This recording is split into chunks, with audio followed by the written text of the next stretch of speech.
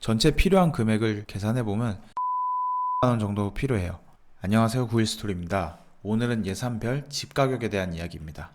유튜브를 보면 1, 2천만원으로 집을 사는 방법을 소개하는 영상이 많은데 막상 들어가서 보면 경매나 재건축을 기다리는 썩은 빌라, 아니면 전세가율이 높은 빌라의 갭 투자, 이런 것들이 많이 나와요.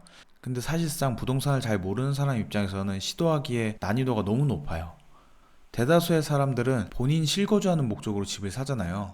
그 입장에서 주담대 받아서 실거주 목적으로 내 집 마련할 때 필요한 예산이 얼마인지, 또 제가 추천하는 가격이 얼마인지 영상 끝까지 확인해주세요. 오늘 뽑는 예산은 생애 최초로 집을 사는 사람이 아파트 매수하는 걸 기준으로 뽑았으니 이 점 참고해주세요. 일단 집을 살 때 들어가는 비용을 먼저 정리할게요. 먼저 부동산 통해서 아파트를 매수해야 되니까 중개 보수, 이건 집값에 따라 다른데 오늘 알아볼 아파트의 가격 범위에서는 0.4에서 0.5% 정도 합니다.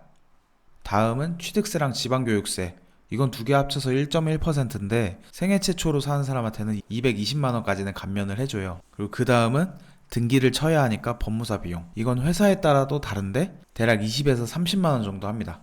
그리고 등기 칠 때 비용인 인지세랑 증지세가 있는데 각각 15만원과 15,000원입니다.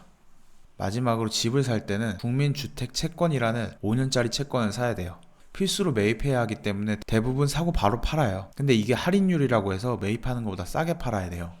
그 할인율이 시기마다 다르고 매입 가격의 기준이 되는 거는 시가 표준액이기 때문에 매매가랑 차이가 있어요. 매매하는 주택이 특정돼야지 정확한 금액이 나와요. 그래서 오늘은 대략 매수하는 집 가격의 1% 정도만 잡고 계산해 볼게요. 이렇게 집을 살 때 따라오는 비용이 이 정도 있어요. 오늘은 대략적으로 견적을 뽑기 위한 거니까 각 항목이 어떤 건지 자세히 설명은 안 할게요. 이 항목 전체를 묶어서 기타 비용이라고 부를게요. 그리고 생애 최초는 집값의 80% 정도 대출이 나와요. 그럼 집값의 20%랑 앞에서 말한 비용만 있으면 일단 집은 살 수 있어요. 근데 집을 사고 나서 맨바닥에 잘 수는 없잖아요. 그래서 인테리어 비용도 견적에 넣을게요. 집 상태랑 평수에 따라 다르긴 한데 필수적인 것만 한다고 가정하고 1000만원 정도로 잡을게요. 그리고 인테리어를 하고 나면 냉장고, 침대 같은 필수 가전 가구도 사야 되니까 이것도 한 500만원 정도 잡을게요. 물론 인테리어랑 가구 비용이 1500이면 적은 비용인데 지금은 사치부릴 때가 아니니까 이 정도로만 잡을게요. 그리고 쓰던 거를 가지고 올 수도 있는 거니까요. 일단 1억짜리 집 견적을 내볼게요. 1억짜리 집을 취득했을 때 기타 비용 중 취득세는 전액 감면이 돼요. 그러면 취득세를 따라오는 지방교육세도 감면이 됩니다. 기타 비용으로 대략 100만원 정도 나옵니다. 그럼 대출 80% 받고 내 돈 2,000, 그리고 인테리어 가전 가구에 1,500, 전체 필요한 금액을 계산해보면 3,600만원 정도 필요해요. 집을 사고 나서도 여기저기 은근히 돈이 많이 들어가요. 그래서 넉넉하게 4,000 있으면 1억짜리 집을 살 수 있겠네요.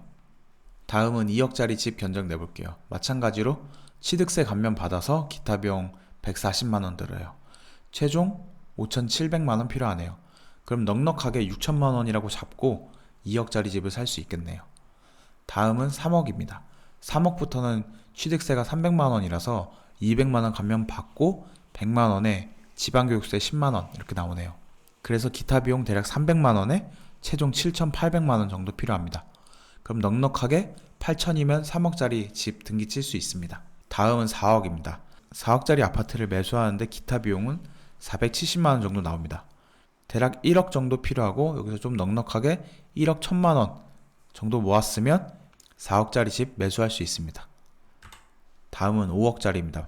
5억짜리부터는 기타 비용이 630만원 정도 들고 그래서 최종적으로 5억짜리 집은 1억 2200만원 있으면 매수를 할 수가 있습니다.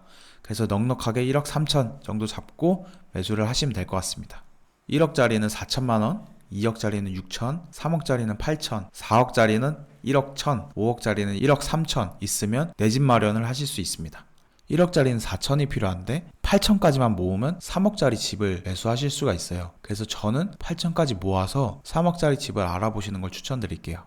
사실 8천만원까지는 아끼고 저축만 잘해도 5년 정도면 충분히 모을 수 있는 수준이거든요. 5년 정도 열심히 일하고 아껴서 나한테 주는 선물로 아파트 등기 딱! 생각만 해도 너무 좋잖아요. 꼭 3억짜리가 아니더라도 실거주 한 채는 언제나 저는 옳다고 생각해요.